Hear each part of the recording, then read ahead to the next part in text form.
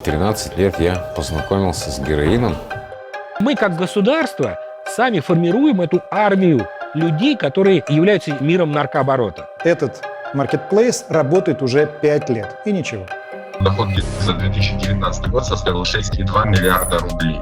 Большинство крупных площадок контролируются, собственно говоря, самими ребятами из МВД. Не буду, говорит, торговать героином. Я ему не верю. Ты веришь? Но если им руки отрубят, как они будут торговать? Рынок реабилитационных услуг в России – это тотальный хаос. Первые наркоманы были здесь. Они работают бесплатно. Они обеспечивают сами себя. Есть такое, да, распространенное мнение, что это на самом деле не зависимость, а что это именно распущенность. Я просто уже устала от него. А уйти отсюда человек может, если он захочет? Или его остановят? Остановят.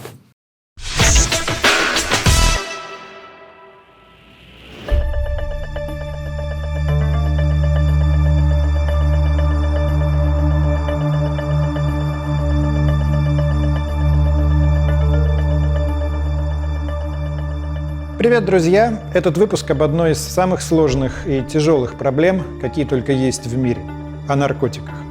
Судя по последнему докладу ООН, за 2019 год количество наркозависимых в мире только растет. Примерно 35 миллионов человек страдают от проблем, связанных с употреблением наркотиков. При этом нету никакой единой схемы помощи этим людям, реабилитации. Мы сегодня объясним, почему ее нет. Что касается России, здесь и лечение, и решение всех других проблем, связанных с наркотиками, осложняется тем, что принято называть отрицанием проблемы. Есть официальная статистика. Согласно ей, в России наркозависимых чуть больше 500 тысяч. При этом есть неофициальная статистика, про нее мы тоже сегодня расскажем, согласно которой эта цифра наркозависимых в 10 раз выше. О том, что количество наркозависимых не сокращается, говорит, например, еще и популярность реабилитационных центров по всей стране. Короче говоря, мы в редакции решили разобраться, как в России борются с наркотиками и что не так с этой борьбой. Кто здесь на чем зарабатывает и что нужно делать, если вы или кто-то из ваших близких столкнулись с наркозависимостью. Стоит ли доверять, например, сотням частных рехабов? И что, в принципе, толкает людей к употреблению наркотиков? Это связано только с внешними факторами, с социальными факторами? Или есть и другие причины? Прежде чем мы начнем, важный дисклеймер. Мы считаем, что наркотики – безусловное зло. Их употребление в любом виде вредит здоровью и потенциально угрожает жизни. Мне было 11 лет, я даже число помню, 24 мая. Я шел в школу 24 мая сдавать учебники с рюкзаком и встретил там более старшего товарища, и там у него было 2 косяка наши. Потом мне понравилось, и все. И в 13 лет я познакомился с героином. Поначалу ломки нету, ее нету, то есть, да, она появляется через какое-то время. Если вот каждый день употреблять, она появится через неделю, через полторы ломка. И, то есть ломка каждый день. Чтобы тебе не чувствовать ломку, тебе нужно употреблять каждый день, да. Я начала употреблять наркотики, чтобы кайфовать, так скажем, да? А сейчас я их употребляю, чтобы выжить. То есть это уже как бы как должное такое. Телевизор, деньги, все, что было в доме, то есть, да, что можно было унести, да, я, то есть, брал и тащил. Для того, чтобы там выйти с друзьями, уколоться, почувствовать какое-то расслабление, да, вот эта иллюзия у меня была вот такая, скажем. Мотивов употребления наркотиков, их не так много. Гедонистический мотив, да, когда это стремление к получению удовольствия, культуральный, да, то есть вот принято там, или псевдокультуральный, когда это принято в каком-то сообществе. И есть очень весомый такой мотив, когда люди пытаются преодолеть негативные состояния свои. Просто у нас есть вещества, типа никотина, да? Это нейротоксический яд, который не имеет никакого отношения к социодуховным процессам. А все остальные наркотические вещества, которые мы сейчас пытаемся с вами обсуждать, почти все, они на самом деле формируют биопсихосоциодуховную зависимость. Выступают как адаптоген. У всех Адаптоген – это то, что позволяет адаптироваться к всем стрессу, проблемам, к текущей ситуации. Да? абсолютно, своим внутренним, прежде всего, проблемам. И если тебе общество говорит, выпьешь водки, и тебе станет хорошо, ты выпиваешь водки. И понятно, что если ты имеешь эти проблемы, а у тебя пытаются отобрать адаптоген, ты ищешь его замену. Что, собственно, и произошло с химической природой вокруг нас. Природой наркотиков. Стали изымать одно химическое вещество. Вы помните, у нас была кампания по борьбе с кадеин, содержащими лекарственными препаратами. Из-за чего в онкологии были огромные проблемы. В том числе. Вот мы сейчас изымем эти препараты, сделаем их рецептурными, недоступными и поборем наркоманию. И люди очень быстро стали искать замену тому, что им недоступно, а тут им как раз предложили всю эту синтетику. Сначала вот эти каннабиноиды, а потом уже и психостимуляторы. В моем телефоне все только самое необходимое. Мессенджеры, социальные сети, ютубчик, доставка еды, такси. В общем, ничего интересного, кроме одного приложения, которым я пользуюсь в особых случаях. И сейчас приближается 8 марта. Кажется, пришло его время. Мобильное приложение «Золотое яблоко», в котором можно заказать косметику и парфюмерию. Здесь самый широкий ассортимент. Более 1500 брендов и бонусная программа, которая позволит сэкономить. Сейчас лучшее время, чтобы подумать о подарках. В том числе для таких, как я, которые в женских подарках вообще ничего не понимают. По этому поводу скидки в приложении «Золотого яблока» достигают 50%. Можно выбрать парфюм или различные средства для ухода. А если вы теряетесь от вида такого количества непонятных баночек, скляночек, успокойтесь. Купите подарочный сертификат. Мне кажется, это вообще беспроигрышный вариант. Здесь, кстати, есть еще и мужской ассортимент. Вот, например, гель после бритья, дезодорант, есть даже воск для усов и бороды. Мне это не очень нужно, но уверен, кто-то такое искал. Всего пара кликов, и подарки к празднику приедут к вам домой или в ближайший супермаркет «Золотого яблока». А за подарочным сертификатом можно даже не заходить в магазин, приобрести онлайн и отправить получателю в любую точку мира. Скачайте приложение «Золотое яблоко» и получите дополнительную скидку 10% по промокоду «Редакция». Ссылки на App Store и Google Play в описании. Есть такая группа веществ, называется синтетические катиноны. Она называется так в честь растения кат, которое растет где-то на севере Африки. А это типа синтетическая версия активного вещества из этого растения. И в этой группе сейчас есть два самых популярных наркотика. Это альфа-ПВП и мефедрон. И вот они вместе, да, самые популярные наркотики, кроме травы. Трава все-таки популярнее будет в России. А почему они самые популярные? Наверное, потому что они очень аддиктивные. То есть они очень легко вызывают зависимость. Очень быстро хочется повторить. Весь ужас этих наркотиков в том, что они приводят довольно быстро и к очень выраженным психическим нарушениям. Да? То есть такая вот ахтунг-ахтунг группа. Да, при этом она наиболее действительно широко применима, и это трагично. У нас с этим выпуском обозначилась интересная особенность. Очень много, на самом деле, людей, которые в теме, которые понимают, что происходит с наркопотреблением, понимают, что происходит с рынком продажи наркотиков в России, и говорят об этом на достаточно экспертном уровне. Но людей, которые готовы об этом говорить на камеру, намного-намного меньше, потому что в России действует так называемая политика нулевой терпимости, и у нас принят закон об ответственности за пропаганду употребления наркотиков, а мы понимаем, что под слово пропаганда можно подтащить все, что угодно, и поэтому люди откровенно просто опасаются об этом открыто говорить.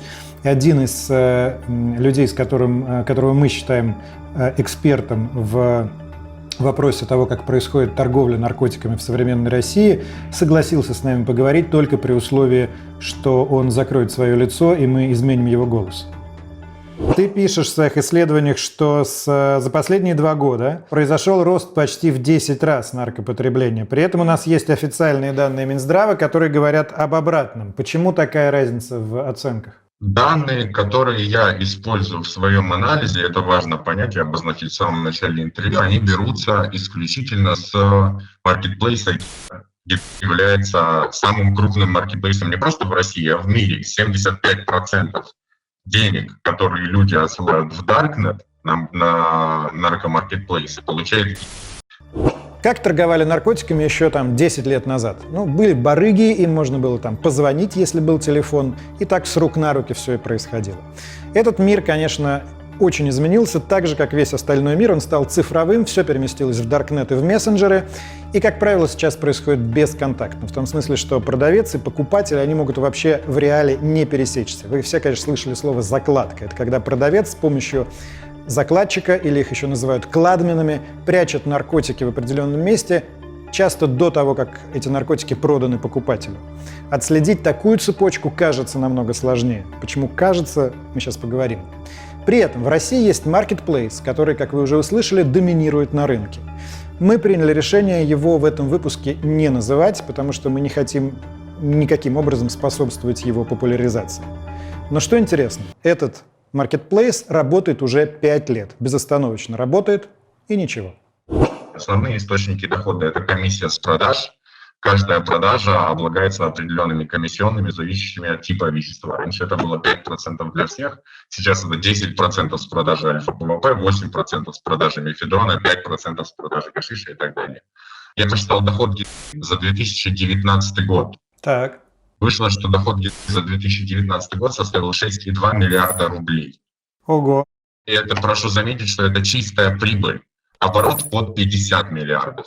Мы с Андреем договорились, что сейчас один из его источников, чувак, который на чем-то торгует, даст нам интервью.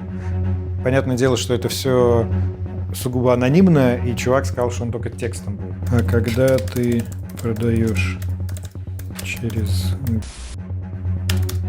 то сколько платишь? Комиссия за прошлый месяц 125 647. Оборот 2 какая-то. Что значит? 2 миллиона, да. Оборот 2 миллиона. Себестоимость 587 тысяч. Оплата работы курьеров 506 тысяч. Спасибо. Сколько себе остается? А сколько себе остается? Алексей, вы ведь взрослый человек. А сколько вам лично остается после пиления всего-всего на Ютубе? Не хочет говорить. Скажи, пожалуйста, вот она же работает фактически в открытую. Там есть все признаки такого белого маркетплейса. Там есть маркетинговые службы, насколько я понимаю. Там есть служба работы с клиентами, там можно подать претензию. Там есть наркологическая служба даже. Наркологическая служба? Наркологическая служба. Она делает? Это если тебе плохо, ты можешь написать оператору, и он тебе скажет, мол, там, ложись спать, попей холодной воды, открой окна, прими такие-то лекарства аптечные, прими феназепам, например. Как ты объясняешь, что они работают настолько в открытую? Их невозможно проследить или их никто не пытается прослеживать? Тут есть две теории, почему вообще, в принципе, это возможно. С одной стороны, есть бездоказательная, как мне кажется, теория о том, что все это под силовиками. То есть, все это крышуется ФСБ или что-то в этом духе. Вторая теория – это то, что российские силовики просто слишком безалаберны, некомпетентны и не могут ничего с этим сделать, потому что они не умеют, они не могут что-то в этом духе.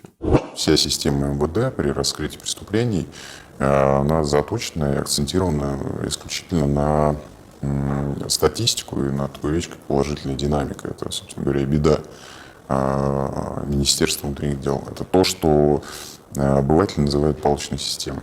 Положительная динамика по сравнению с аналогичным периодом прошлого года, то есть когда раскрытых преступлений по всем составам должно быть хотя бы +1 или не меньше. Соответственно, по посадкам по наркотическим преступлениям, по 228 в первую очередь, это тоже применяется.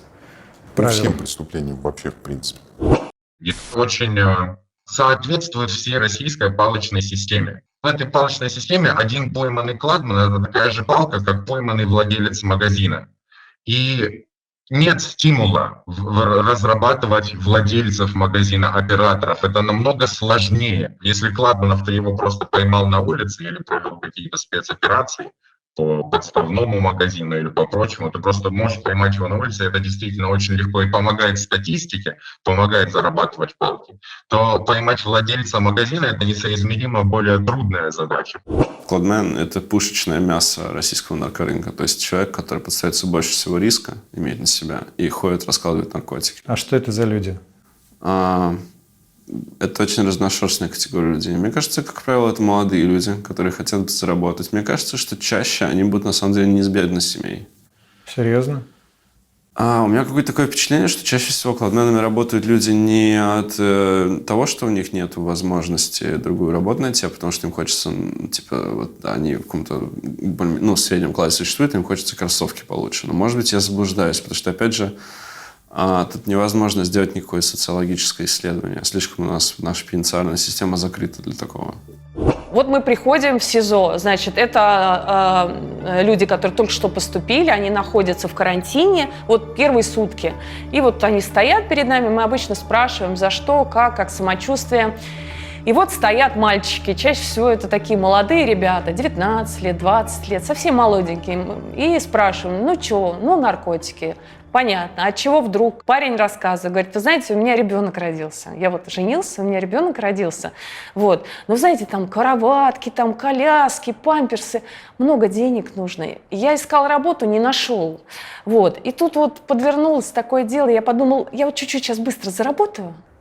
Закладки делаем. Да. И брошу это дело. И пошел делать закладки. Естественно, они почти сразу попадаются на этих закладках. Они же маленькие, им кажется, что, вот быстро заработаю, сразу куплю себе iPhone. Правда, дурачки маленькие. И вот получается, что не успевает никто им объяснить, что это, ребят, что не бывает там первого раза. Там чаще всего в первый раз все и попадаются. У нас сейчас меньше, чем 500 000 в местах лишения свободы. Но половина из них – это вот эти самые люди. То ли наркоманы, то ли те, которые там закладчики. Но там же есть аффилированные ситуации. Украл, чтобы наркотик купить и так далее. То есть порядка половины. Тяжкие телесные, понятно. Да, там все это в кучу. Это общий принцип, на самом деле, традиционного репрессивного общества. Найти виновного и наказать. А в этой ситуации такая технология приводит к обратному результату. В нашей стране вообще нет службы, которая занималась бы людьми по выходе из мест лишения свободы. А это, в свою очередь, провоцирует и наркоманию тоже? Конечно. Потому что он вышел, ему некуда идти. Он, кроме как торговать наркотиками и их же и употреблять, ничего не может. То есть мы, как государство самоедское, сами формируем эту армию людей, которые являются этим миром наркооборота. На твой взгляд, декриминализация потребления наркотиков, она помогла бы ситуации, в том числе с борьбой с Тут какая штука? Декриминализация – это признание какого-либо действия, в нашем случае употребления наркотиков, раньше считавшимся преступным, признание его неопасным для общества. И декриминализация сопровождается отменой уголовной ответственности за преступление, но при этом административная может сохраняться. Если мы смотрим на закон, то можно сказать, что в Российской Федерации хранение небольших количеств легких наркотиков, оно декриминализовано. Важное пояснение. Многие путают декриминализацию и легализацию. Это разные вещи. Легализация, это вот как в Голландии. Ты можешь пойти в кофешоп и легально купить легкий наркотик.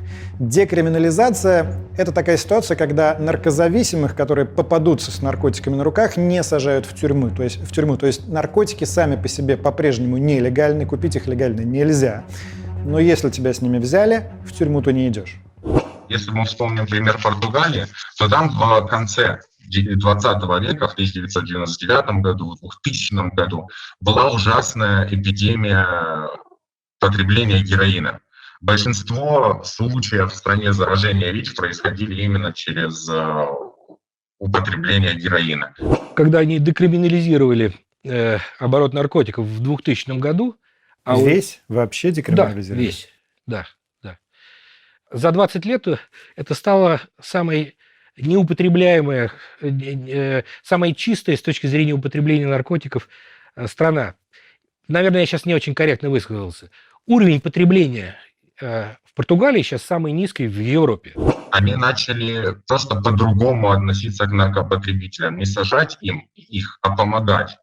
и тратить деньги на их реабилитацию, на помощь. И в итоге всего за более чем 15 лет, за 16 лет, за 16-17, количество смертей от передозировок с 369 упало до 30 в год.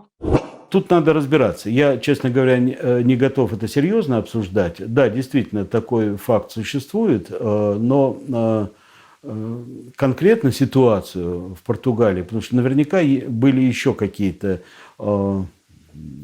явления там, в их социуме, которые привели к снижению потребления наркотиков.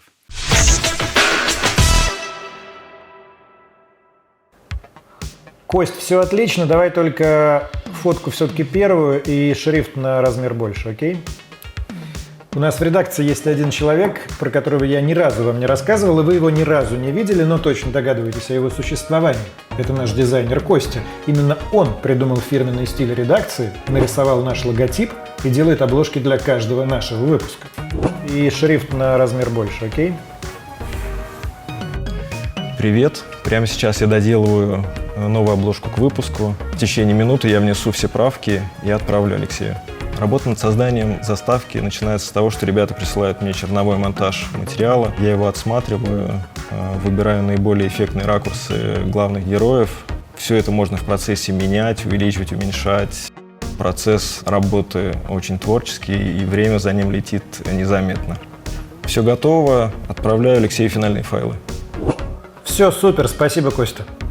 Профессия Кости называется графический дизайнер. И если она вам интересна, то ее можно примерить на себя на факультете Geekbrains. Специальная программа дизайн с профориентацией не только научит работать с реальными брифами и поможет собрать портфолио, но и гарантированно трудоустроит вас в компанию партнеров.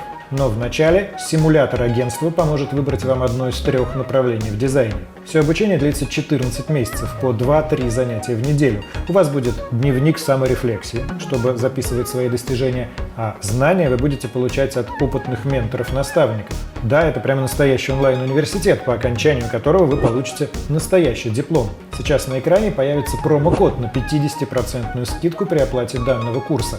А вообще у Geekbrains есть рассрочка. Переходите по ссылке в описании, чтобы найти ответы на все оставшиеся вопросы. Отправляйте заявку и начните свой путь в мире дизайна прямо сейчас. Война с наркотиками, которой сейчас придерживается, по иронии, российское правительство, она была придумана не в России, она была придумана как раз в США. К сожалению, в Америке еще проблемы, связанные с регулированием употребления веществ, они еще далеко от решений. И тюрьмы по-прежнему переполнены, места лишения свободы по-прежнему переполнены, по-прежнему продолжают людей наказывать за какие-то незначительные, ненасильственные преступления, связанные с наркотиками. А пока будет спрос, доходность запретного процесса будет только выше. Автоматически в этой ситуации происходит профессионализация продажи. То есть тогда уже на верхнем уровне находятся люди, они вообще наркотиков не видят. Они занимаются только финансовыми потоками. Их наркотики не интересуют, их интересуют только деньги. И если там хорошая доходность, они будут этим заниматься. То есть они выступают как инвесторы, условно? Абсолютно. Абсолютно. И так во всем мире. И акционеры? Абсолютно. По тем сведениям, которые я имею, там большинство крупных площадок в Даркнете по продаже запрещенных средств, они контролируются, собственно говоря, самими ребятами из МВД, кто занимается наркотиками. То есть сами магазины, которые торгуют в Даркнете, они находятся под контролем полиции, по сути? Ну, я точно прям знаю несколько таких магазинов, достаточно крупных. А что значит под контролем? Это значит, что они непосредственно занимаются от организации, открытия таких площадок до дальнейшего контроля, обеспечения их протекции, скажем так. То есть они это делают для чего? Для извлечения коммерческой выгоды. То есть сотрудники полиции... Полиция, сейчас точно. Да, то есть сотрудники полиции открывают магазин в Даркнете, да. Через него торгуют, и, соответственно, да, какое-то количество своих клиентов еще и закрывают. Да, я думаю, что да, почему бы и нет. Недавно же была замечательная история, как бывший сотрудник ФСКН держал рабов, которые варили ему мефедрон. Федеральная служба по контролю за оборотом наркотиков, ФСКН, появилась в 2003 году. Это была такой попыткой объединить под одной крышей все, связанное с борьбой с наркотой. От задержаний кладманов до управления реабилитационными центрами. О них мы сейчас подробнее поговорим. Но в 2016 году ФСКН была упразднена. Почему? Много есть версий. Одна из них — межведомственная война. ФСКН забрала на себя часть функций других ведомств, там МВД, Минздрава, и претендовала при этом на огромные бюджеты. Но есть и неофициальные данные, что к подразделению накопились очень неприятные вопросы. В частности, в 2012-м «Новая газета» публиковала письмо Василия Рогозина. На тот момент он был заместителем оперативно-розыскного департамента ФСКН. Письмо на имя генпрокурора Юрия Чайки. И в этом письме Рогозин сообщает генпрокурору об участии высокопоставленных сотрудников ФСКН в коррупции и крышевании наркотрафика.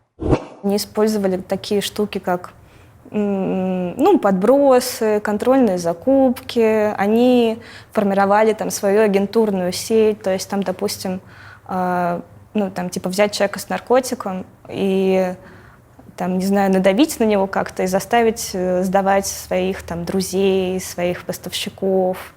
А человек, который употребляет наркотики, это нужно понимать, это очень уязвимый человек. А как часто сотрудники МВД прибегают к подбросам? Обычно закрывается год, не хватает 228-х, там в мыле прибегает начальник ОВД, упрашивает там оперов каких-то более-менее рабочих его отделений, чтобы они сделали ему 228-ю. Да. Никого не интересует хранение, потому что автоматом вы раскрываете хранение, но автоматически стал возбуждаться, там, не помню, с какого года, висяком попытка сбыта. Да? То есть, раз он хранит, значит, ему кто-то сбыл, и найдите еще и того. Да, автоматически возбуждалась попытка взбыта, и то есть вы раскрывали преступление средней тяжести, а вешали висяком тяжкое. Вот в чем дело. Нет, там ни хрен найдешь, его просто нет, потому что, скорее всего, вы ему сами и засунули туда все. Корреспондента интернет-издания «Медуза» задержали в четверг. Как заявили в столичном главке МВД, при себе у него были обнаружены наркотики.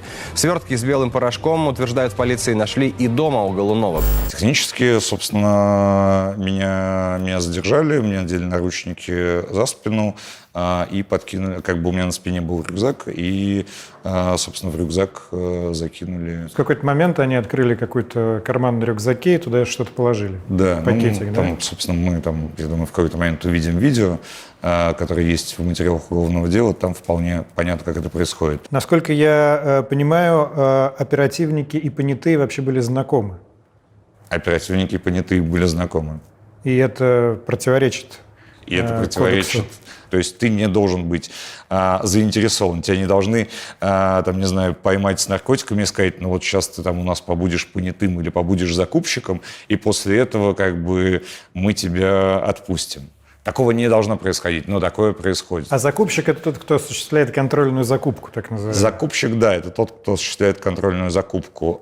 Как правило, опять же, если смотреть приговоры, то мы видим, что в среднем люди, осужденные за сбыт, выявлены с помощью контрольной закупки, в среднем у них изымается 1 доза. Как правило, ситуация такая. Один наркоман звонит другому наркоману и начинает умолять, уговаривать: продай мне, продай мне, продай мне. И, собственно, когда происходит момент передачи, собственно, тут всех и берут. Оперуполномоченные смотрят, кто у них там потенциальные жертвы есть на территории. Да, обычно это, естественно, люди выбираются среди употребляющих, ранее судимых по аналогичным составам. Все, выбрали жертву, есть, естественно, агентура, также из людей, которые употребляют наркотические вещества зависимые. Они употребляют, например, наш агент, он отдает ему долг, это же любая сумма может быть, это не нужен чемодан с долларами, да, это может быть 1500 рублей. А деньги уже помечены? Конечно, мы заранее их отксерили в ОВД, соответственно, у будущего обвиняемого мы изъяли денежные средства, все. Больше ничего не надо. Большинство наркотиков сейчас распространяются через закладки. Закладок фактически, когда читаешь приговоры, там фактически истории с закладками не фигурируют. Это какая-то имитация, скорее, борьбы, в то время, когда, собственно, реальные наркодилеры никаким образом, по-моему, не страдают. Главное изменение наркорынка российского за последние 10 лет – это то, что все начало быть не импортным, а производиться внутри страны. У нас в России в основном заводы. Мне мои собеседники на черных рынках говорили, что большая часть наркотиков производится именно заводами. А мелкие лаборатории, они поставляют какую-то мелкую часть рынка. Люди, которые там работают, на этом зарабатывают деньги. Наркодилеры, продавцы на той же... У них возникают какие-то этические вопросы к себе? Их мучает совесть? У некоторых дилеров есть своего рода принципы. Я не продаю что-то тяжелее марихуаны и МДМА. Другие дилеры не имеют принципов, и они альфу будут альфу продавать и чувствовать себя комфортно.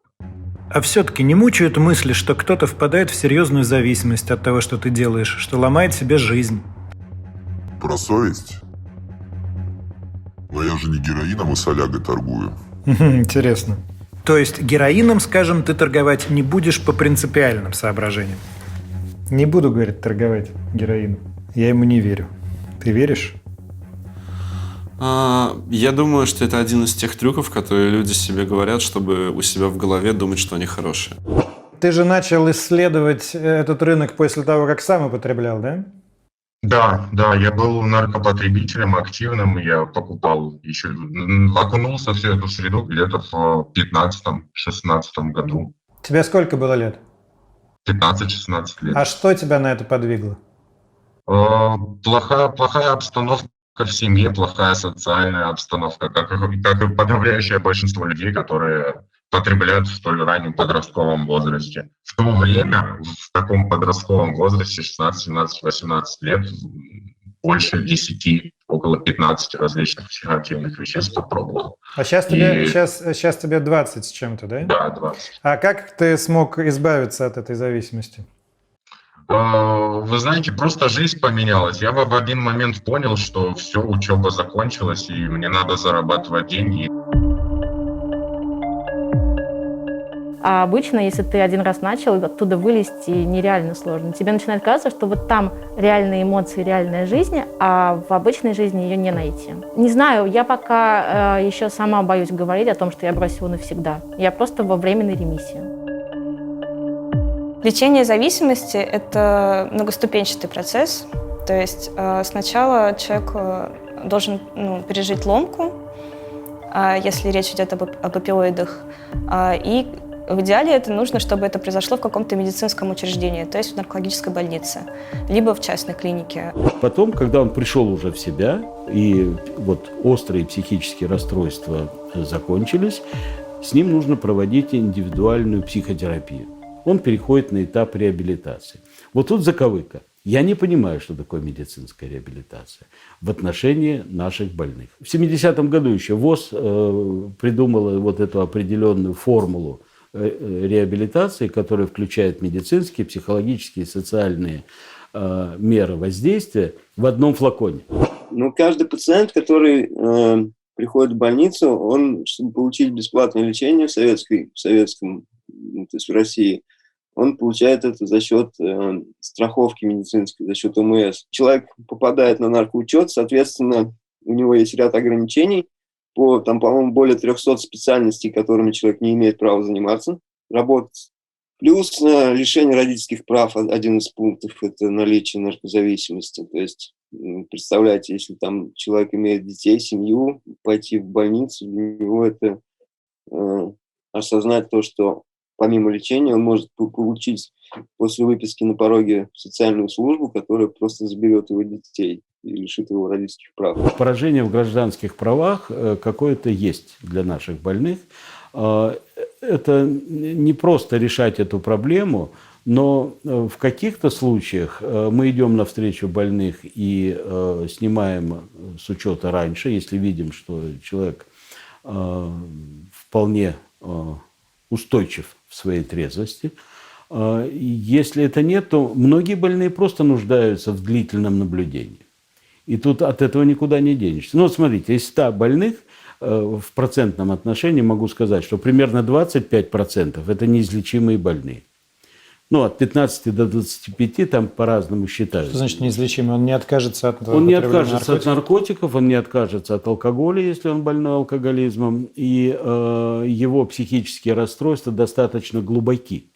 с тем, чтобы ему разрешить свободно владеть оружием, автомобилем там, или еще какими-нибудь сложными профессиями. То есть он попадет в базу, и потом на него все будут показывать пальцем, что это вот наркоман. Не все. Работодатели будущие, условно говоря. Все же пробивают? Да, конечно.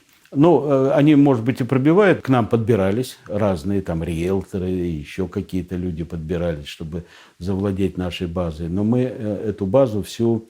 Вот она в одном компьютере, без выхода в интернет, и только у директора центра, и больше ее нигде нет.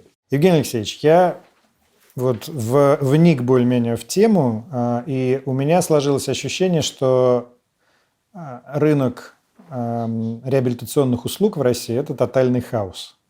Почему так вышло? Ну, наверное, это исторически так сложилось. ФСКН ушло в 2015 году, и на руинах незаконченной системы остались вот эти реабилитационные центры, которые без руля и без ветрил, и нет ведомства, которое бы курировало этот вопрос. Поэтому мы видим очень полярные иногда представления о том, как это должно выглядеть. Ну, например, тот же «Город без наркотиков», тоже печальной памяти.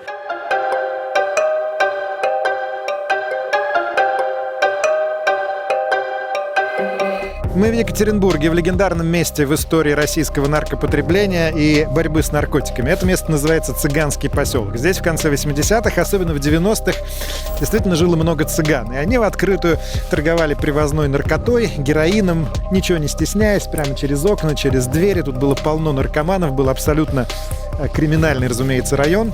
Рассказывают про этих цыган истории в духе Эмира Кустурицы, что они тут ходили разодетые в пух и прах, что у них пистолеты висели прямо на пузе. Они быстро, понятное дело, разбогатели, стали себе здесь строить дома. Вот один из таких особняков, который построил себе цыганский барон Чухманя, легендарная личность.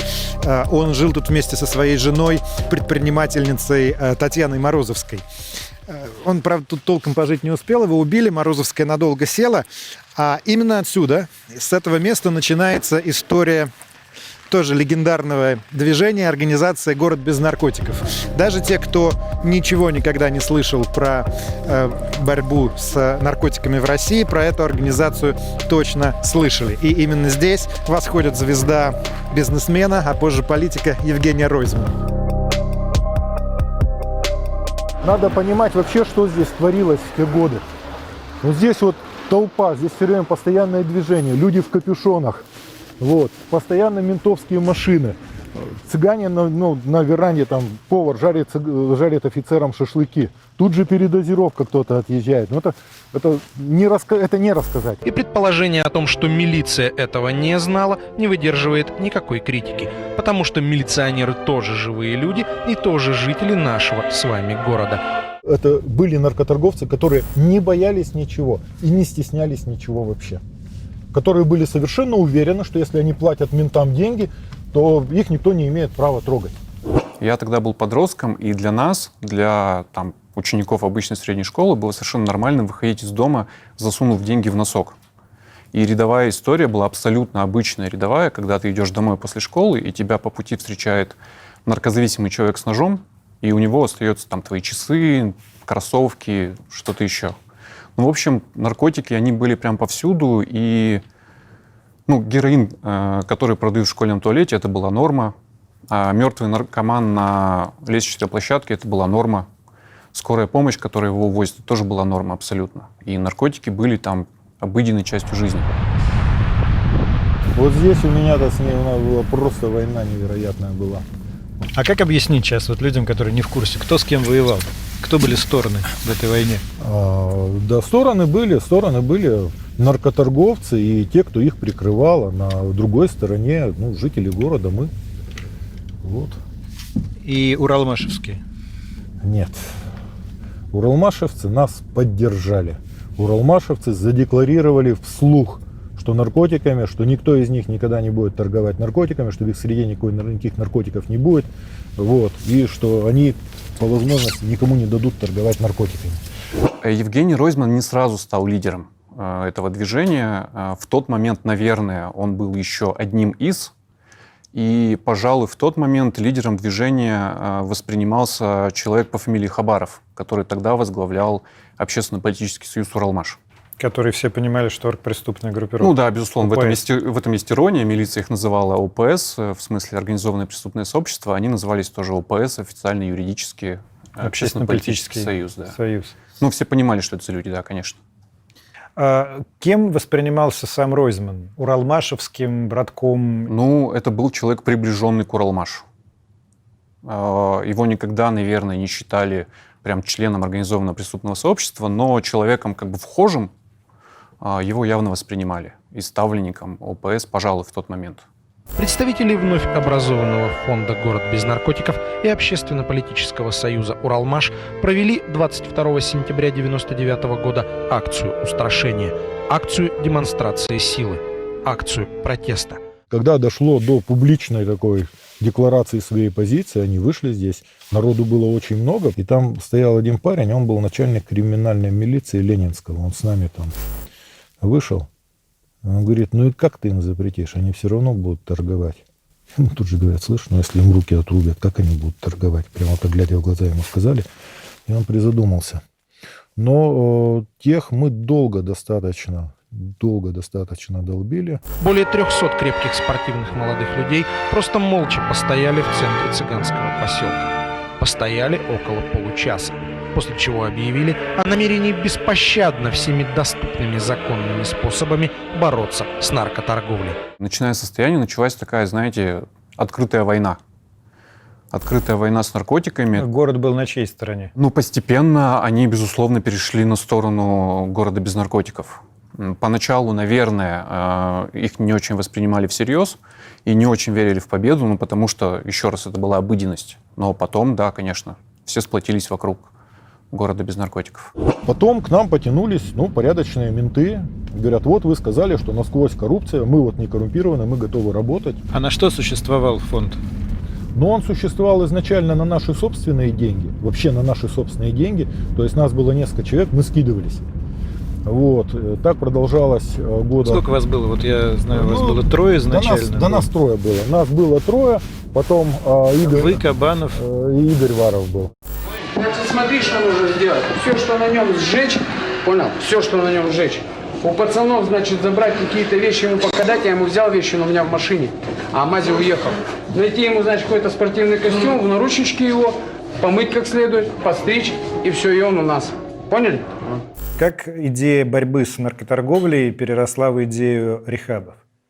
Когда задушили торговлю в городе, не давали торговать, увеличился поток наркоманов в клинике вообще. Но оказалось, что клиники, наркоманами-то никто не занимается. Никто не занимается, никто не знает, что делать. Приезжает мужик усатый, начинает рыдать, говорит, спасите моего это. Я бы, говорит, его убил давно, только мать мне не дает. А он такой раскайфованный стоит и говорит, да ладно, батя, ты все, у тебя кишка тонка. Ну вот, понимаешь? И он сидит, рыдает, он ничего не может сделать, потому что это его сын. Ну и вот, и сначала Игорь, а у него гараж был у Игоря. И там гараж... Игорь Варов. Да, гараж, он говорит, ну давайте используем мой гараж. Никого у нас тогда не было. И к нам, к Игорю в магазин, а у него там был магазин, и к нему зашел один парень. И ходит, смотрит, что-нибудь украсть. А Игорь его увидел. И говорит, ты наркоман? Он говорит, да. Он говорит, хочешь бросить колодца? Он говорит, да. Он говорит, пойдем. И он пошел его в подвал и прицепил наручниками.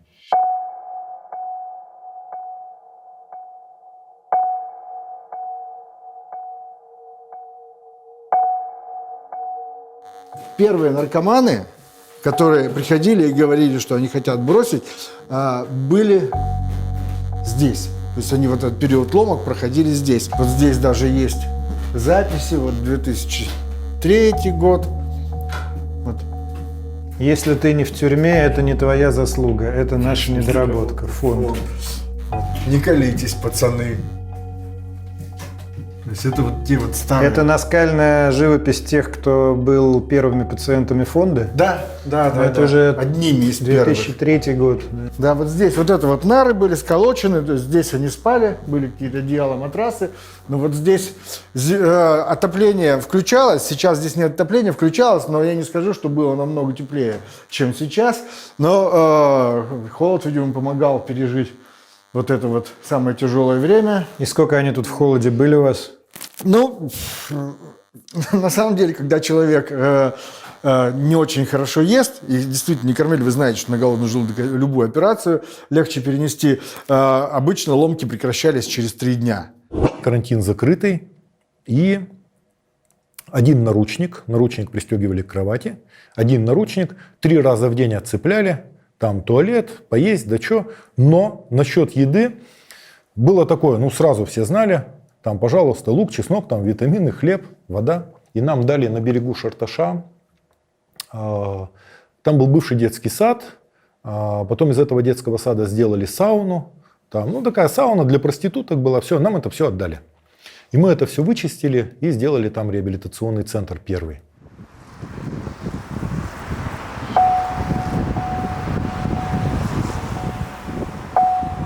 Вот это легендарное здание, здесь офис фонда «Город без наркотиков». Сейчас это уже такой памятник тому периоду, потому что в начале 10-х годов на рынок стали массово выходить другие реабилитационные центры. Часть из них использовала те же методы, часть вообще просто зарабатывала деньги. Ну, они, в принципе, и до сих пор работают. Евгений Ройзман избрался в мэры Екатеринбурга. Это была большая история, возможно, вы ее помните. И они с Андреем Кабановым, другим сооснователем фонда, в общем, быстро разругались.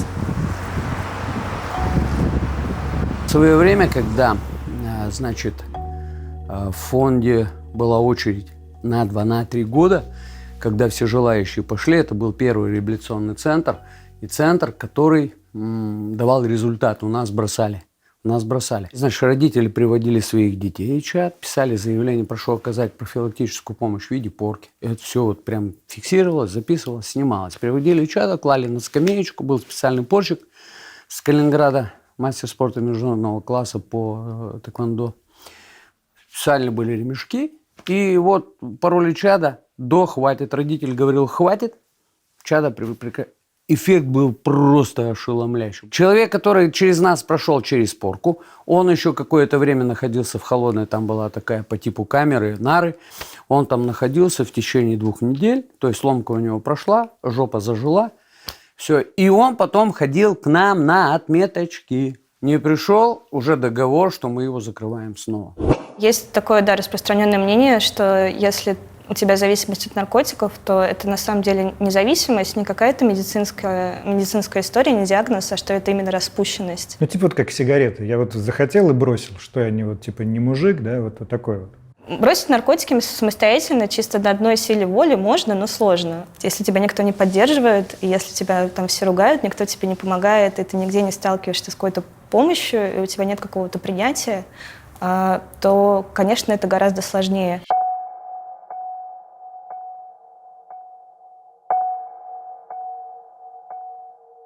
Я знаю, вы были и в центре восстановления, вот это при городе без наркотиков. Вы как туда попали?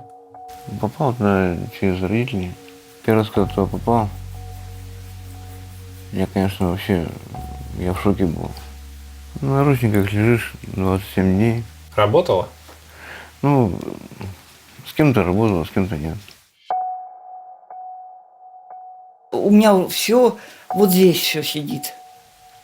Я просто уже устала от него. И он знает, что я уже устала от него. Но ему нравится. О, ходит такой красавчик. Квартиру мы потеряли, потому что у нас квартира, где он жил, однокомнатная квартира, она дважды сгорала. Они там что-то делают.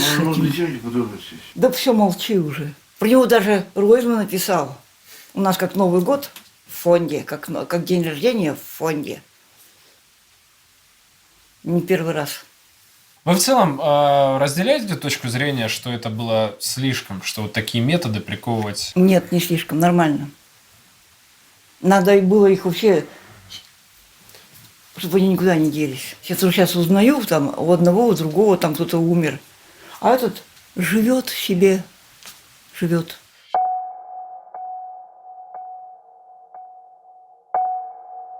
Зависимость, она в очень многом связана с травмой.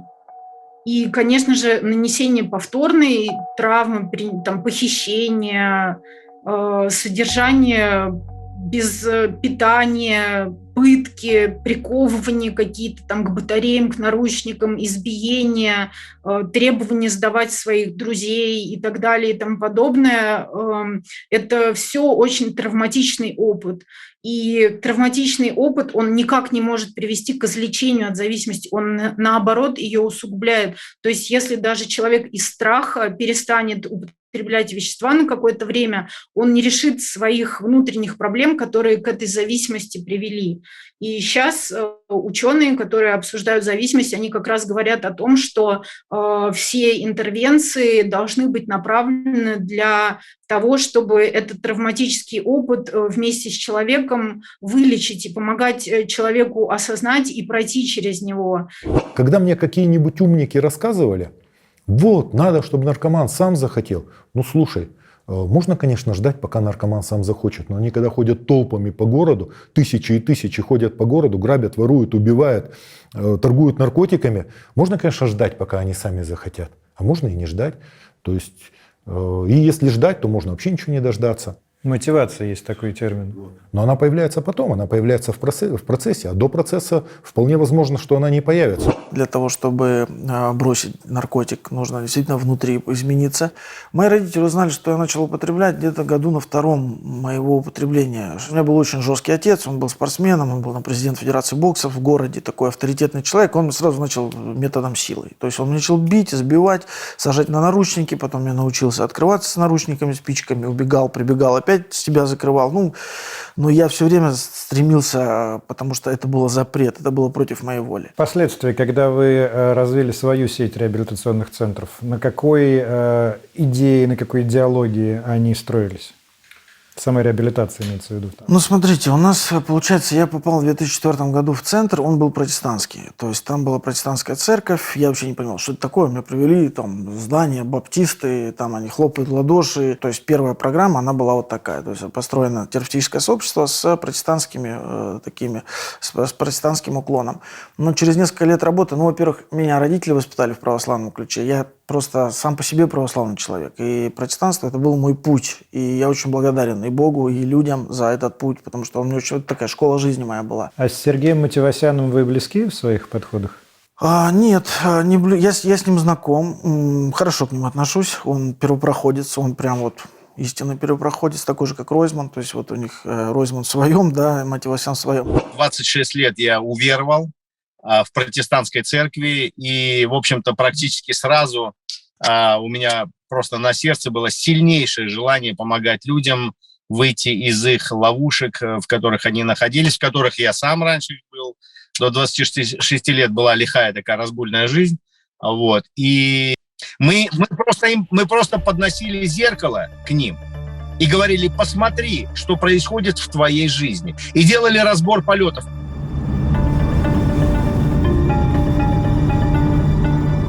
Мы в Ивановской области едем в реабилитационный центр «Выбери жизнь». Как вы уже поняли, в России нету никакого единого стандарта оказания помощи наркозависимым. Нету даже никакого единого учета организаций, по преимуществу частных, которые этим занимаются. И сколько их, никто не скажет. Но самая типичная история – это когда в такой центр обращаются родственники, как правило, родители, говорят: вот у нашего ребенка острая фаза, помогите. Приезжают люди, которые называются мотиваторами, такие крепкие парни-мотиваторы. Вся мотивация сводится к тому, что они этого человека берут и увозят в реабилитационный центр, в рехаб. Никто об этом в открытую не скажет, но сплошь и рядом это делается насильно. Его там запирают, он там проходит ломку и еще какое-то время находится, пока родители платят.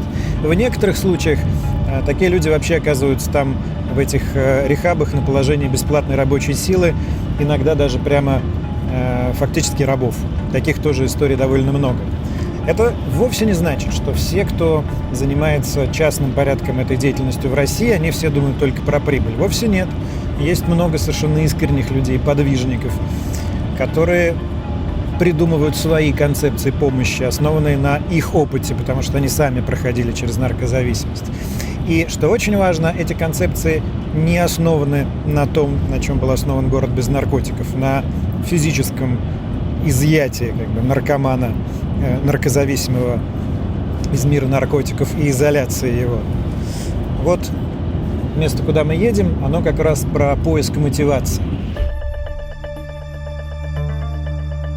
Это полностью заброшенная деревня была, вот видите, в таком виде она была. Ага. Вот как тот домик. Здесь не было ни электричества, ни воды, то есть ничего вообще не было. И мы просто зашли с коровками, у нас было 4 коровы. Сколько здесь персонала? Около 15 человек, это те, которые стабильные. И, ну, они же не работают совсем бесплатно. Бесплатно. Бесплатно, совсем Без бесплатно. Все волонтеры.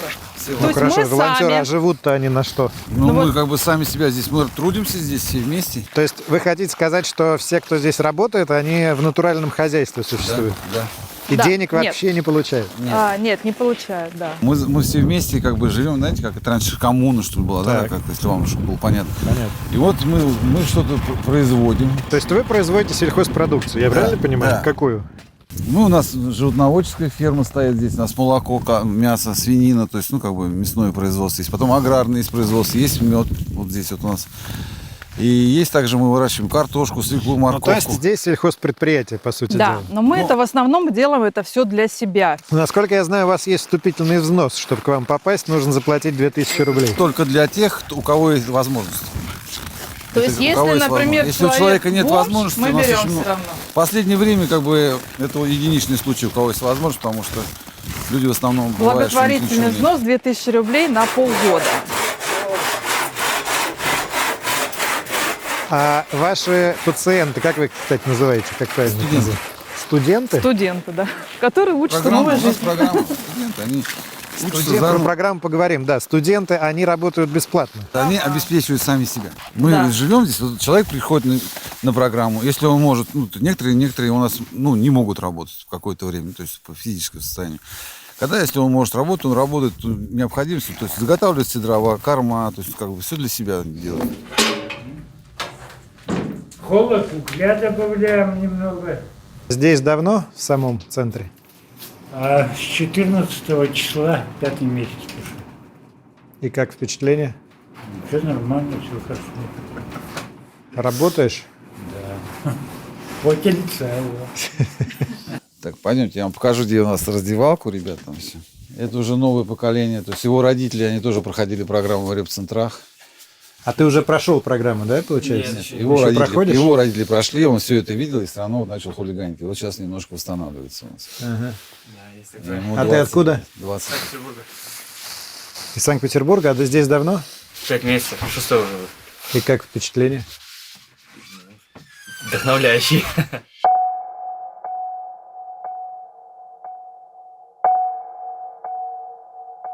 Вы говорите, школа здесь, да? Да. Но вы же не образовательное учреждение. Смотрите, объясняю. У нас есть детки, то есть у нас к нам приезжают родители, то есть наркозависимые, с детьми. То есть мы берем на программу мамочек с детьми, которые на грани лишения прав, то есть алко-наркозависимые. Да? Вот, они к нам приезжают, проходят программу вместе с детьми. Например, некуда ребенка девать, то есть в основном мы стараемся, чтобы мамочки, бабушки, да, родственники, потому что эффективная программа, когда проходит без ребенка мамочка. Как бы бывает, что нет родственников, вот, и они приезжают к нам сюда с детьми.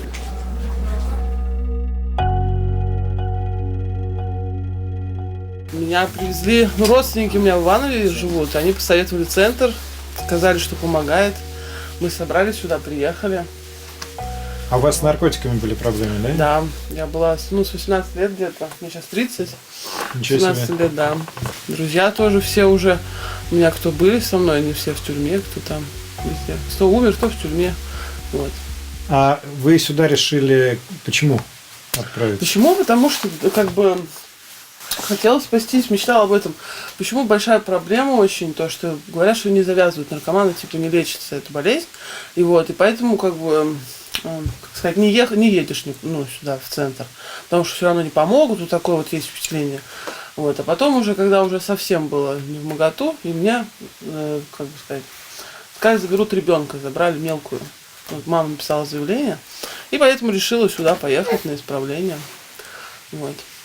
чтобы не забрали у меня ребенка младшего. Люди, которые к вам попадают, это их личное осознанное решение или в основном родственники все-таки привозят? Часто звонят родственники, сейчас еще вот в условиях этой пандемии многие сидят в интернете, листают как бы вот эти все центры, да, общины и так далее. А в основном звонят родители. И вот созависимая мамочка, которая созависимая мама, для нее это, можно сказать, откровение, когда мы ей говорим, вы понимаете, что вы участвуете в наркоманской жизни своего ребенка. Вы, можно сказать, не то, что, во-первых, вы спонсируете своего ребенка, это раз. Второе, вы участвуете, и вы создаете ему все условия для того, чтобы он умирал на ваших глазах. Это дочь или сын? Я говорю, в чем это выражается? Вы платите коммуналку за вашего сынульки, которому 35 лет. Это раз. Вы его обстирываете. Это два. Вы его кормите. Это три. Вы платите за телефон. Вы платите, погашаете кредиты. Вы отмазываете его от всяких полицейских там, и так далее, и так далее. То есть вы вокруг его создаете благоприятные условия, чтобы он не принял решение и не осознал, что он в проблеме. Мы вам советуем, прекратите с сегодняшнего дня это все делать. Если ты, дорогой сын, считаешь, что у тебя все нормально, у тебя нет зависимости, нет проблемы, иди работай, зарабатывай деньги, создавай семью, бери ответственность за свою жизнь, за свою семью, за своих детей, за свою жену и помогай родителям. Но ты же так не можешь, потому что ты в проблеме, потому что ты зависимый. Но мы готовы тебе помочь, мы готовы тебя направить в центр, где тебе помогут, где тобой будут заниматься. 21 год назад, когда я умирал от наркотиков в Санкт-Петербурге, я прошел всех врачей. Платных, бесплатных, консультаций и так далее. Пытался всякими способами, но я только хоронил своих друзей от наркотиков. А что происходило? Вам не могли помочь? Мне не могли помочь. Либо закалывали барбитурой до дурения, либо... Ну и вообще такое было, что наркомания неизлечима. Вот такой лозунг был. И я, как сейчас помню, это было, можно сказать, 22 года назад. Я прихожу к самолечащему врачу, и передо мной сидит женщина, она уже на пенсии. И она мне так сказала, ты лучше купи большую дозу наркотика и передознись. Не мучай свою маму, посмотри, она уже вся седая. Как ты довел своих родителей. И все. И я хлопнул дверь, психанул и ушел. И в таком состоянии я и большой город Санкт-Петербург остался. И я понял, что все, пришел конец моей жизни. Но я хотел жить, как любой человек хочет жить. На себя наложить руку мне не хватало силы воли. Я позвонил своему знакомому, он тоже наркоман. Думаю, что хоть маленькую дозу взять наркотика, чтобы как-то себе облегчить эти боли, эти ломки, чтобы до туалета ходить, хоть какой-то аппетит появился и так далее. Я долго звонил, но трубку взяла его мама.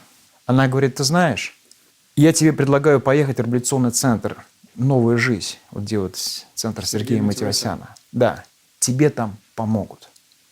И все, вот после этих слов, понимаешь, в моем сердце зародился вот этот глоток жизни, соломинка спасения, вот эта искорка. Вот что-то произошло внутри, что я понял, что этот шанс единственный для меня, за который я ухватился, уцепился всем своим естеством, и через 2 месяца я оказался в этом центре. Знаешь, и ваш центр здесь сделан по образу и подобию? Да, да. И фактически вы последователь Сергея Матевосяна? Ну, последователь, не последователь, но такие базовые принципы мы применяем здесь. Сергей, как люди попадали в ваш реабилитационный центр, в реабилитационные центры и попадают сейчас? В основном с самого начала это было походы по подвалам, где на улице Дыбенко в Санкт-Петербурге, где был центральный наркорынок вообще Советского бывшего Союза, центральный рынок, где тоннами продавались наркотики, где менты крышевали все это, власти все закрывали на это глаза, понятно, не за просто так. Сначала мы их вытаскивали, просто ходячих мертвецов, так скажем. Вот. И большинство из них живы, большинство из них прошли реабилитацию, большинство из них счастливые люди и так далее, и так далее. Но часть людей, конечно же, умерла, мы не смогли им помочь. Мы начинали так. Сейчас уже в современное, так скажем, спустя 20 плюс лет, значит, это в основном, конечно же, интернет.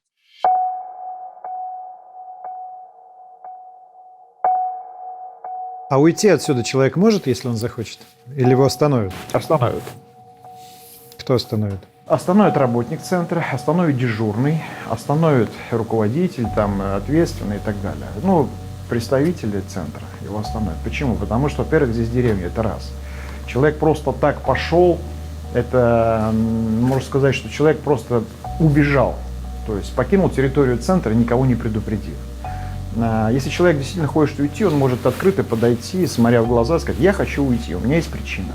Все, он пишет на бумаге объяснительную: я такой-то, такой-то хочу покинуть центр по собственному желанию, по причине такой-то. Все, мы ему отдаем документы, отдаем вещи, ценности, которые он привозил, и он покидает территорию центра. А документы вы храните у себя? В сейфе, да. Есть психиатрический закон, там есть 29-я статья, по которой в связи там, с психотическим состоянием больного можно госпитализировать недобровольно. Недобровольная госпитализация там примерно на 2 недели. А дальше, если человек отказывается от дальнейшей программы, от дальнейшей работы, он выписывается. У психиатров это есть, а у нас нет закона о наркологии. И поэтому очень многие вещи просто не регламентированы. Или они разбросаны по разным законодательным актам. За это все эти центры попадают под фактически статью похищения людей? В некотором смысле да. Потому что вот больной в притоне на наркотизации, он вообще не понимает, что с ним происходит, а я должен спросить его добровольного согласия на госпитализацию и вообще даже на контакт с ним. И понятно, что он отказывается. И вот эти частные реабилитационные центры придумали простую вещь. Приходят ребята здоровые, его забирают, не спрашивая его ни о чем. Ну, может быть, чуть-чуть поговорят. Да, это похищение. Формально это похищение. Но, к сожалению, сколько мы не обращались в Государственную Думу к разным депутатам с тем, чтобы инициировать этот вот вопрос недобровольной госпитализации, который бы нам утверждал суд, там, районный суд, к сожалению, ничего не происходит. Есть в Ростове даже такие ситуации, мне были там ребята рассказывали, что уже гаишники знали, что если едет машина и там все молодые люди, то, скорее всего, везут на реабилитацию. И они говорили там на реабилитацию, там спрашивают, там, кто говорит, да, говорит, насильно, да, пиши заявление. Он пишет заявление, и как бы заявление, в принципе, есть 2 варианта. Или откупиться, или как бы пойти на суд, а в принципе там это может быть срок. Также в реабилитационных центрах. К сожалению, коррумпированная система дала свои плоды, и некоторые представители увидели в этом, в принципе, возможность заработать. Центров огромное количество, поэтому можно работать не хочу. Это даже выгоднее, чем машину останавливать. Поэтому, собственно, никакого закона о принудительной реабилитации у нас и нет. И нету, и никому он не интересен.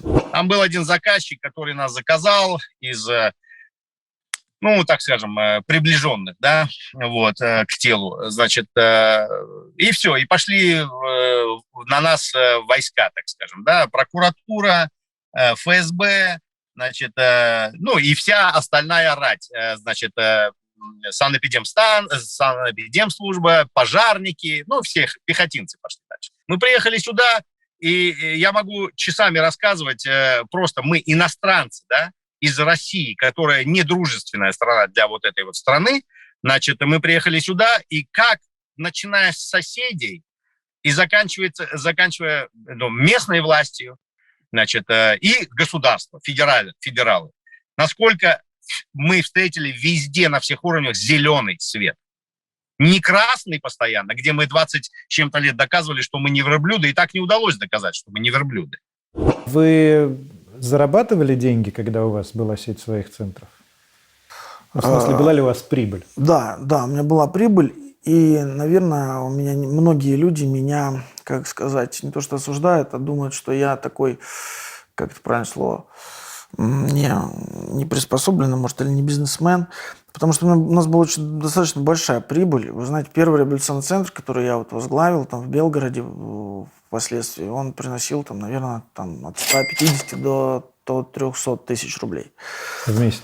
В месяц, да. Это среднестатистический реабилитационный центр. А у вас их было много? А когда их было больше 50, соответственно, они приносили огромные деньги. И меня даже один раз... Это деньги за пребывание людей? Да, это деньги за пребывание людей. И один раз меня пригласили года 4 или 5 назад в Сбербанк прочитать небольшой мастер-класс по развитию бизнеса. И я там говорю, это не бизнес. И они мне говорят, да ты развил огромную сеть, у тебя огромный бюджет, расскажи как, это не бойся. То есть это хорошо, ты молодец. И я всем рвал на себя, говорю, да это не бизнес, это наше дело, просто вот правда это не бизнес. Я искренне верил в это. Почему вы в итоге отошли от дел? Хороший вопрос. Мне один из вот там моих, как старших, уважаемых мной людей дал совет, что тебе нужно минимизировать репутационные риски, потому что ты не сможешь все центры курировать. Ты представляешь нашу страну в ООН, у тебя, в принципе, есть имя, ты можешь быть определенным экспертом, и тебе нужно отпускать свои реабилитационные центры, потому что все-таки уровень твой уровень экспертности не дает тебе возможности иметь свои центры, потому что центров слишком много, а имея свои, ты не можешь представлять. И что вы сделали? Я отпустил все эти центры, и их перевели в форму ИП и ООО, и каждый центр теперь несет за себя ответственность лично. Если взять проблему наркомании, это громаднейшие деньги. Это громаднейшие, в том числе и в нашей стране. Выделяются бешеные суммы на лечение. А в Советском Союзе в одно время применялись, отношение было как к болезни. Человек вставал на учет в Советский Союз. И его признавали наркоманом и выписывали ему наркотические средства. Это дорога в никуда. Это та дорога, которую нам предлагает Сорос и другие подонки-негодяи. То есть это вы имеете в виду заместительную терапию? Конечно. А там была не заместительная, там просто давали наркотики. Заместительная терапия – это когда человеку, который зависим от опиоидов, то есть там, от героина, уличного метадона и так далее, нужно понимать еще разницу между уличным метадоном и метадоном медицинским, который используется в заместительной терапии. В общем, это когда человеку, который зависим от наркотиков, каждый день в специальном пункте под присмотром врача дают небольшую дозу синтетического опиоида, и чтобы снять у человека ломку. И, в общем, эта штука позволяет человеку вести какую-то социальную жизнь. То есть он снимает ломку и идет заниматься своими делами. Там, идет, работает, там, воспитывает своих детей, встречается, в общем, живет как обычный человек. Почему в России заместительная терапия запрещена? Мне кажется, что это вот такой страх наркотиков. Того, что мы сами даем наркоману наркотик. Мне кажется, просто Россия еще не пришли к этому осознанию. Меня уволили из этого реабилитационного центра, потому что я считал методику лечения заместительной терапии метадоном эффективной и считал, что необходимо этим пользоваться в стране. И более того, обратился в Европейский суд с жалобой на Россию о том, что Россия запрещает эффективный метод лечения, что нарушает права человека. Это тоже концепция «Дорога в никуда». Я расскажу про эту концепцию. Мы как раз ездили, когда Крым перешел к нам, мы с Димой Павловым ездили в Крым и посмотрели на всю эту концепцию. И врачи. Что? А у них как раз была вот эта заменительная. Да, заместительная. Заместительная метадоновая терапия. Мы, когда разговаривали с главным наркологом, встречались, нас все знают, нас принимают. Он говорит, мы не знаем, что делать. Нам досталось такое наследство. Им давали этот метадон. Я сидел на метадоне с годишку, наверное. Страшнее наркотика не существует. Он самый дешевый в мире. И я с него очень сильно перебаливал. Меня ломало, как собаку. Там было 880 человек на программе. И мы приехали просто помогать своим собратьям. Своим собратьям по несчастью поехали. У нас был опыт. И когда я пришел на точку, так называемую, да, где раздавали метадон, я вам скажу, это было просто самая натуральная барыжья точка. То есть люди, которые готовы были встать на учет, чтобы брать этот метадон официально, продавали его тем, которые не хотели становиться на учет и просто покупали. И там это все превратилось, и это было прямо открыто в этом дворе. И они сидели на корточках, одни ждали других, одни там пробовали себе, выносили другим, все это продавалось, все это было вот так, врачи То есть сидели. Ваша мысль в том, что если разрешить заместительную терапию во всей России, то будет то же самое? Да, потому что, смотрите, и когда врачи говорили, как же вы на это смотрите, а врачи говорили, мы не силовики, мы делаем свое дело, что с нас какой спрос, он так искренне это говорил, и, в принципе, с него спроса действительно не было. Мы не готовы к заместительной терапии, у нас другой менталитет. Что такое снижение вреда? Это не всем понятно. Что это за концепция? Да, действительно, эта концепция не всем понятна, но это такая, можно сказать, философия и набор практик, которые направлены на то, чтобы помочь людям, у которых есть проблемы с различными веществами, эти проблемы решать. И при этом, наверное, то, что отличает философию снижения вреда, то, что в ее рамках не требуется, не является залогом успеха, чтобы человек прекращал употреблять вещества. То есть не стоит вопрос, или ты бросаешь наркотики, или мы тебе помогаем. Мы будем помогать в любом случае. Да, это когда наркозависимым раздают шприцы бесплатно, и это ровно то, на что в России очень косо смотрят. Да, совершенно верно. То есть это одна из тех практик здравоохранения, который, в принципе, применяется во всем мире и рекомендовано Всемирной организацией здравоохранения и всеми там генеральными ассамблеями ООН, какими только можно, но в России, к сожалению, очень мало применяется.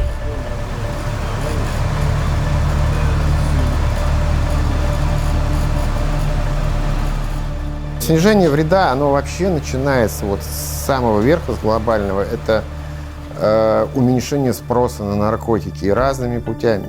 Мы же не знаем, может, он вообще всю жизнь будет употреблять и умрет в употреблении. А может быть, он в какой-то момент он захочет отказаться. Есть огромная разница, каково будет его здоровье. Он откажется максимально здоровым, насколько это возможно, или у него будет ВИЧ-инфекция, туберкулез, гепатиты, там все что угодно. Такого человека даже брать вот в центр в реабилитационный – это уже проблема. Это надо где-то думать, как ему доставлять терапию РВТ, как его наблюдать, как водить анализы. То есть это для самого реабилитационного центра это уже некая проблема. Там ее научились решать сейчас в центре, но это проблема. И гораздо, наверное, проще, эффективнее и легче всем, когда этот человек без этих заболеваний хотя бы. Вот здесь сосредоточена практически вся деятельность фонда «Гуманитарное действие». Это, как вы видите, переоборудованный бывший туристический автобус. Его купили на деньги фонда Элтона Джона по борьбе со СПИДом.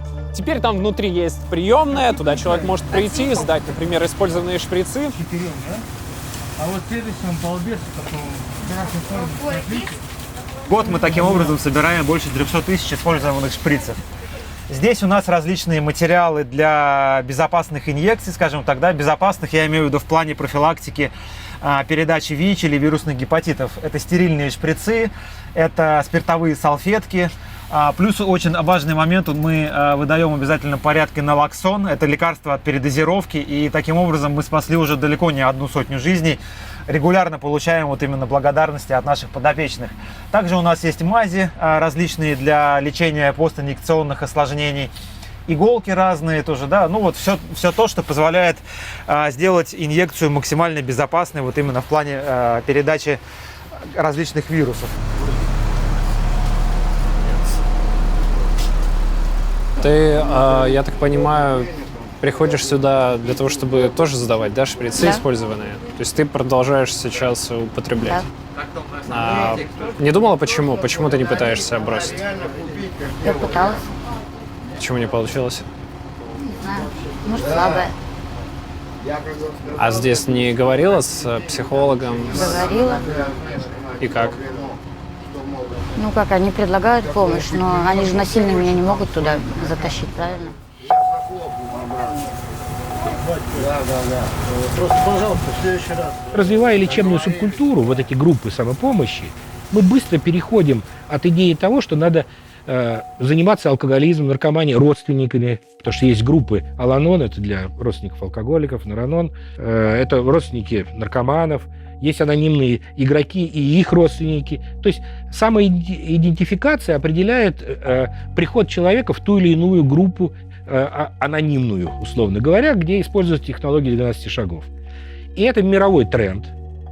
И сегодня этот тренд активно развивается в нашей стране. И это очень ценно. Это самое ценное.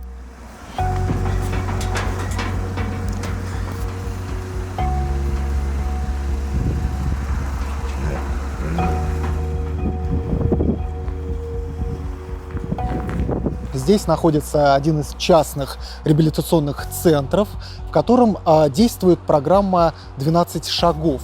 И директор этого рехаба Владислав, он сам 15 лет употреблял наркотики, и ему удалось выкарабкаться. Я дошел прям до такого днища, то есть у меня были долги, проблемы очень сильные. Я не выходил из дома, чтобы мне там голову не оторвали где-нибудь. Я отдал одному там своему, то есть употребителю машину, ключи от машины. Он ездил варить крокодил. Что-то вышел, в подъезде, там возле подъезда с этим пока стоял.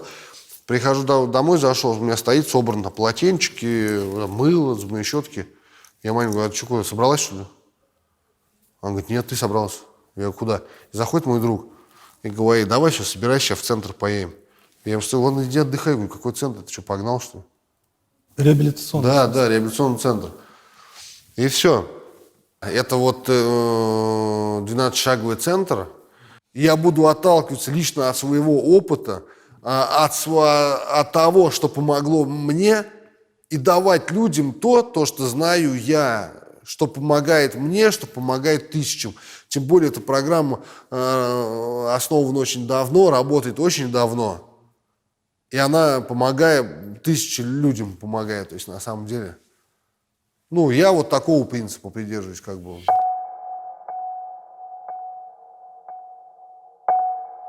Есть группы, да, есть анонимные алкоголики, это АА, АН, это анонимные наркоманы, как бы, сообщества, где друг друга поддерживают, помогают, делятся своим опытом. И здесь, да, у нас как минимум маленький социум, да, где здесь мы учимся. Вот это, да, вот сейчас вот утреннее собрание. Как происходит это занятие? Покажите. Всем привет, выздоравливающая алкоголичка Лена. Привет, Елена. Привет. Выскажусь по ежедневнику, что я поняла. Ну вот оно, наше маленькое небольшое тоже сообщество, в котором я здесь нахожусь, да, меня здесь хорошо встретили, приняли. То есть и учат меня жить по-новому, по старой модели, не старое поведение моей жизни, которое было в социуме в употреблении, а непосредственно, делятся со мной вот консультанты и присутствующие здесь резиденты, вот они делятся со мной своим жизненным опытом, как они преодолевали, боролись со своим употреблением. Я мечтаю, чтобы эти группы анонимных депрессивных, эмоционалов и так далее собирались не в наркологическом диспансере, а в обычных поликлиниках. Потому что 70% приема обычного терапевтического – это вот эти состояния приморбидные, это психосоматика. Не надо их пичкать таблетками. Наркозависимость – это генетическая штука? Нет, наркомания не передается по наследству, и алкоголизм не передается по наследству. Но передаются особенности поведения. Если уровень серотонина низкий, это наклонность к депрессии. А если очень высокий уровень дофаминов, это рискованное поведение. Если низкий, это депрессия. И вот исходя из этих комбинаций, это как это вот в музыке называется? Вот, эквалайзер. Эквалайзер. Вот примерно так же у нас эквалайзер этот работает. Действительно, генетические факторы могут внести свой вклад, который делает человека, скажем, более уязвимым к факторам внешней среды, к способности противостоять соблазну в том числе. То есть есть люди... это как вот вам надо сдать кровь, вы мне скажете, как у меня с противостоянием соблазну? Мы не скажем вам это прям вот в таких словах. Мы объясним, какие есть генетические факторы и абсолютно все, что мы знаем о них на сегодняшний день. С кем-то мы пишем стихи, кого-то отправляем в горы, кого-то отправляем в армию. Все по-разному, все в зависимости от индивидуальных психологических особенностей. Потому что генетика генетикой, но на нее еще мы наслаиваем психологический анализ тонкий и смотрим, как человек будет реагировать и себя вести в разных ситуациях. Как вы относитесь к западному пути с легализацией легких наркотиков? Я в шоке, если честно признаюсь. Потому что марихуана при хроническом ее употреблении два варианта. Или это простое запустевание человека, то есть это, классический пример, это вот лидер Pink Floyd в свое время, который обкурился марихуаной и перестал, и творчество у него исчезло в его голове. И второй путь – это шизофреноподобные психозы. Мы живем в стране легального наркотика. Наверное, ни у кого же теперь нет сомнения, что водка – это наркотик. Алкоголь – это наркотик. Водка продается в обычном магазине. Обычный гражданин может пойти и купить ее. То есть это легальный продукт, легальный наркотик. То есть я правильно понимаю, что вы за легализацию легких наркотиков? Нет. У меня не было этой идеи никогда. И вообще я не понимаю, что такое легкие наркотики до конца. Юридически у нас их просто не существует в нашей стране, где-то они есть.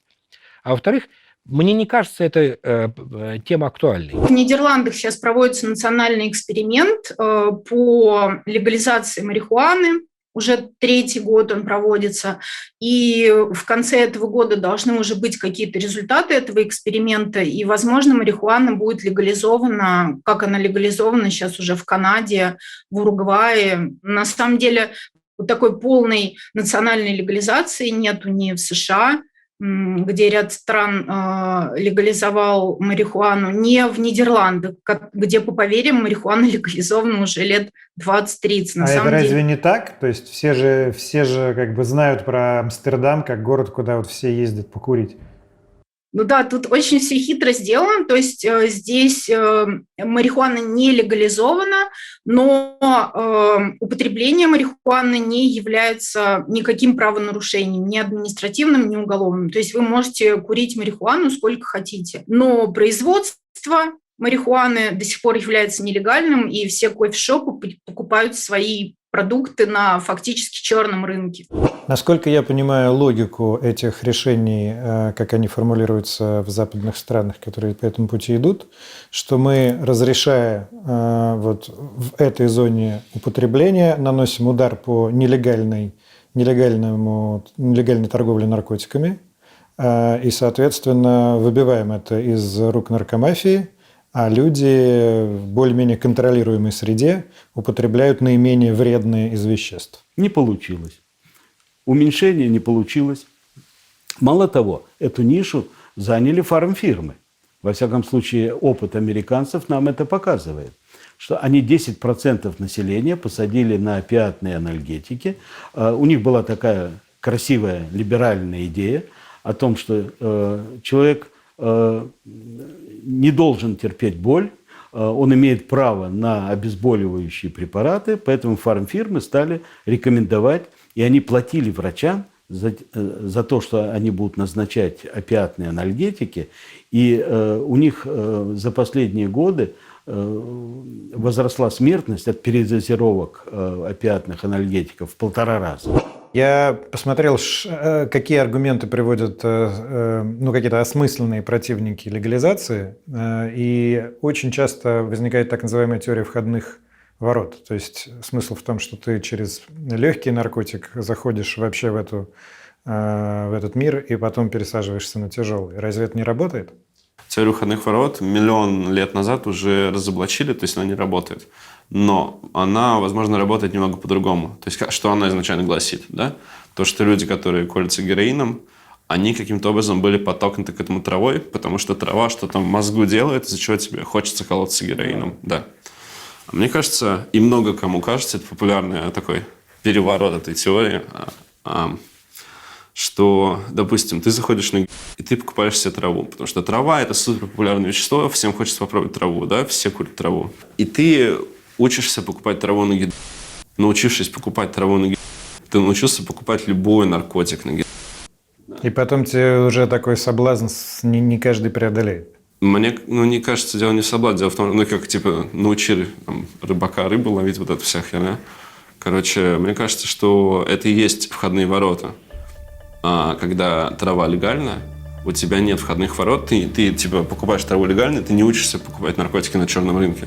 Как бы дико это не звучало, то героином легче работать, чем с синтетическим. Героиновые хоть в окна не выходят, они приезжают осознанно. С 8 по 11 класс школьники, жуя снюс, просто как бы балуясь, чтобы там не воняли руки и не пахло изо рта, они как кукнар едят этот мак. То есть на выходе из школы в самостоятельную жизнь, если им предложат героин, там, черняшку, мак или любое опиумное вещество, он на подсознании уже согласится, потому что его мозг поражен этим снюсом. И это такое, знаете, это настолько изощренный завод наркотиков в нашу страну. Это все настолько такой маркетинг, это настолько все продумано, что аж просто волосы дымом становятся даже у того, у кого их нет. Как говорится, мир, да, как говорим, предлагал нам, где наркотики, алкоголь. Не мы такие, жизнь такая. Да, и всякого рода все. Просто не видели другой жизни, не понимали другой жизни. Оказывается, что можно радоваться в чистоте. Можно получать большее удовольствие вообще без допинга. И мы видим счастливые глаза людей даже со слезами, когда Новый год, день рождения, и здесь нет алкоголя, ничего, и мы в кругу друзей.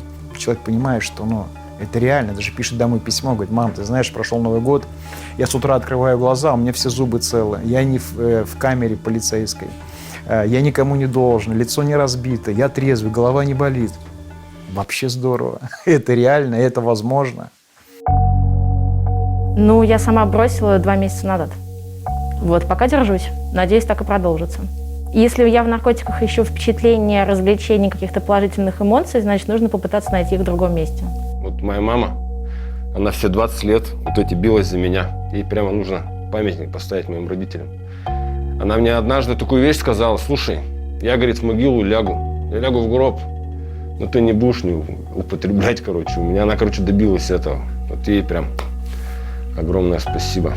А какие у вас дальнейшие планы? Дальше что? Ну что, жить вообще, ну, детей воспитывать, жить, работать. У меня все впереди. С наркотиками все? Все, конечно. Твердо, все.